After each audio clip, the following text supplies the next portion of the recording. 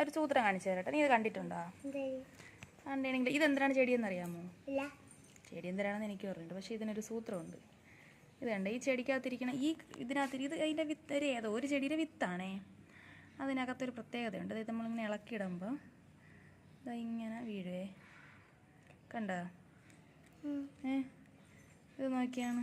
ഇത് പണ്ട് നമ്മൾ സ്കൂളിൽ പോകുമ്പോഴേ ഇതിങ്ങനെ രണ്ട് സാധനങ്ങളല്ലേ കിടക്കണം. കണ്ട, ഇങ്ങനത്തതും ഇങ്ങനെ കണ്ട കണ്ട് ഇങ്ങനെ നീള ഉള്ളതും കണ്ടിത് കണ്ട.